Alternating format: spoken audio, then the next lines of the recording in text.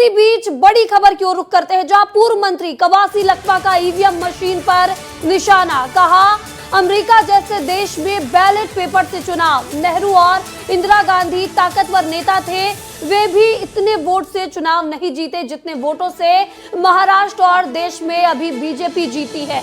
तो बता दें, उप मुख्यमंत्री अरुण साव ने पलटवार किया है। उन्होंने कहा है, कांग्रेस हर बार ईवीएम पर प्रश्न चिन्ह उठाती है। देश में लोकतंत्र को कमजोर करने का प्रयास किया जाता है, संवैधानिक संस्थाओं को बदनाम करने का काम करते हैं। चुनाव में हार के बाद यहां अवलोकन करने के बजाय आरोप लगाने का काम किया जाता है। कांग्रेस इसलिए हाशिए पर जा रही है। तो बड़ी खबर आपको बता रहे हैं, जहां एक और पूर्व मंत्री कवासी लखमा ने ईवीएम पर सवाल उठा दिए हैं। महाराष्ट्र चुनाव में जीत के बाद सवाल उठाए हैं। तो वहीं आपको बता दें, उप मुख्यमंत्री अरुण साव ने इस पर पलटवार भी किया है। बड़े बड़े विकसित देशों में, अमेरिका जैसे देश, बैलेट पेपर में चुनाव हो रहा है। लोग सिला सिला के बोल रहे हैं, हम लोग कांग्रेसी लोग नहीं बोल रहे।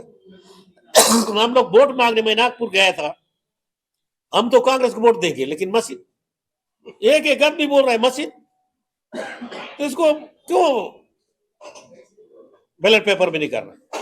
इसलिए कांग्रेस पार्टी इसका विरोध करेगा और लड़ेगा। हम अगले साल अगर ऐसा होगा तो चुनाव का भाग भी नहीं लेंगे। कांग्रेस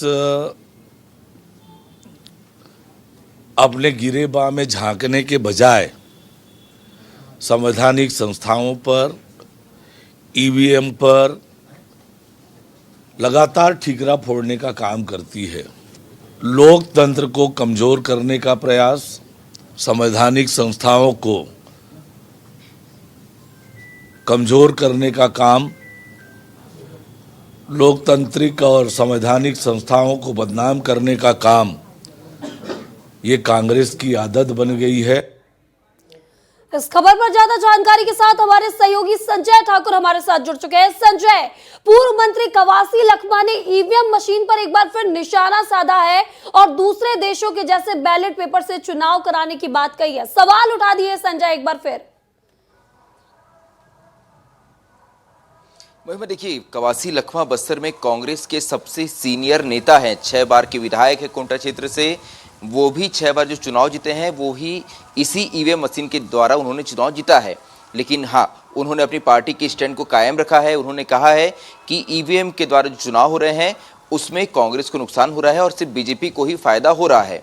इस बात को उन्होंने दोहराया, लेकिन इस बात को एक कदम वो और आगे ले गए। उन्होंने यहाँ तक कह दिया कि अगर ईवीएम से ही चुनाव होते रहेंगे तो अगले साल कांग्रेस या अन्य पार्टियां जो है वो चुनाव का हिस्सा नहीं बनेगी, अकेले बीजेपी ही चुनाव लड़ेगी। तो ये जो है, उन्होंने इस बात को और आगे खींच दिया है कि सीधा चुनाव बहिष्कार जो है वही किया जाएगा अगली बार के चुनाव में, ऐसा कवासी लखमा ने कहा है। हालांकि उनकी पार्टी के अन्य सीनियर लीडर क्या कहते हैं, केंद्रीय नेतृत्व क्या कहता है, इसका इंतजार करना होगा। लेकिन लखमा सीनियर नेता हैं, अपने विवादित बयानों के लिए जाने जाते हैं, बस्तर में सबसे सीनियर नेताओं में से एक हैं, पूर्व मंत्री रह चुके हैं, तो उनकी बात का काफी महत्व होता है। खास तौर पर उन्होंने आज जगदलपुर में प्रेस वार्ता का आयोजन किया था, तो ये बात तो तय है कि जो पार्टी लाइन के द्वारा उन्हें लाइन प्रोवाइड की गई होगी उसी के तहत उन्होंने ये सारी बातें कही है। इसके अलावा उन्होंने ये जो पूरी व्यवस्था है ईवीएम की, उस पूरी व्यवस्था पर सवाल उठाया। मुख्य चुनाव आयुक्त और चुनाव आयोग पर भी सवाल उठाया। उन्होंने ये भी कहा कि वोट पड़ते हैं 500 लेकिन मशीन से निकलते हैं 800 वोट।